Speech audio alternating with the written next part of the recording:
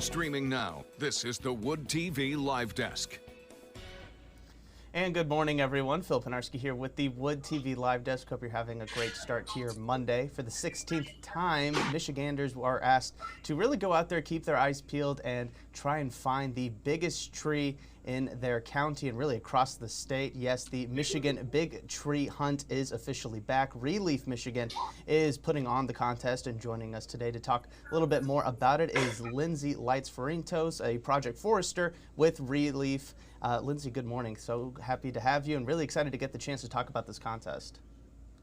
I am too. This is a really great contest. It started in 1994 as a way to get people outside and looking up at trees and just build that awareness of trees across all ages. So it's a contest that's really beloved, and I love to talk about it. Thank you for having me. Of course. And, that kind of leads into my first question, Lindsay. Exactly how did this kind of get started? You mentioned it was sort of a way for people to really embrace the great outdoors, but kind of talk about that and really sort of its evolution. As I mentioned, this is the 16th time you guys have hosted this. Yes, so it started really simply just to get the people outside, and then it's a biennial contest, so it goes every 2 years. And from year to year, we've kind of grown in the people who participate and learned more about what we need to ask for in the entry form.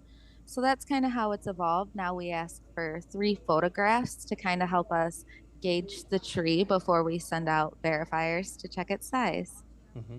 And kind of run through a little bit about some of the things that go into this tree hunt. Obviously, we want to hear what are some of the requirements for a tree, just some of the highlights for people that are maybe a little bit curious about it to kind of understand what they're kind of asked for. Okay, so the Michigan Big Tree Hunt is a hunt where we are looking for the biggest tree by circumference. So circumference is if you walk up to that tree and you go up to it and you give it a big hug, right about there is going to be the circumference. And that's at a certain height that's 4.5 feet off the ground. So you're going to be out in the zoo, on a walk, maybe your backyard, your farm. You might see a huge tree, and then you will measure it right about where you hug it, the circumference, and it's going to be 4.5 feet off the ground. There are a couple little things if the tree has multiple stems or if the tree has a split. You might be wondering how could you measure it? On our entry form, which is at bigtreehunt.com, it walks you through the steps and it tells you if your tree has a split, you measure it this way, and it kind of walks you through that. And you can measure the tree by using a soft measuring tape and going all the way around. Or some people take a string and wrap the string around, then lay the string flat and measure how far it was around the tree.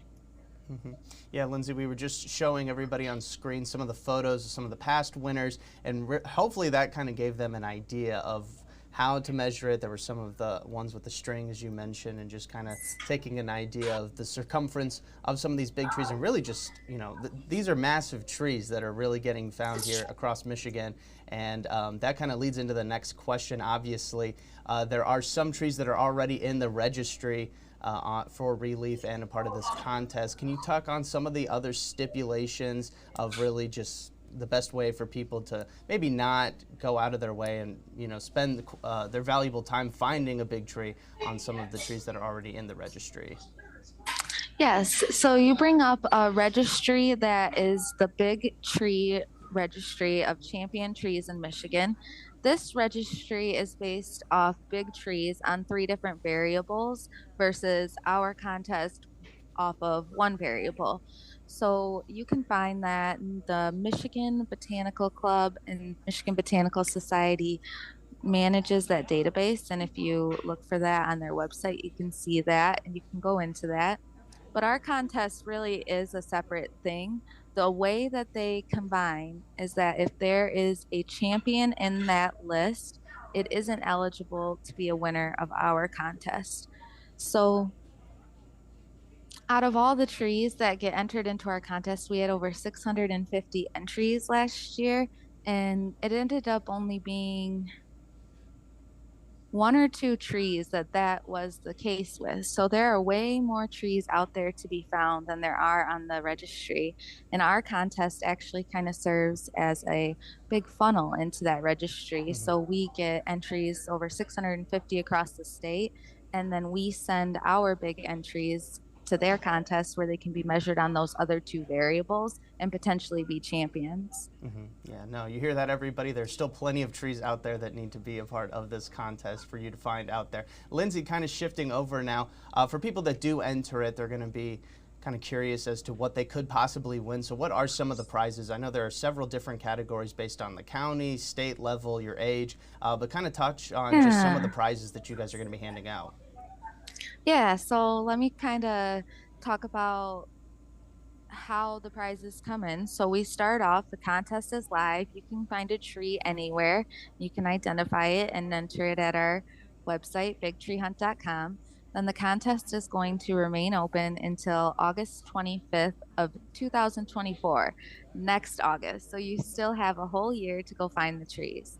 Once the contest ends, we verify the trees, and that's how we find the winners. Once we find the winners, they get notified, and everyone gets invited to a ceremony. And we hold that at a nature center, and people come, and we have some tree experts come and give a presentation.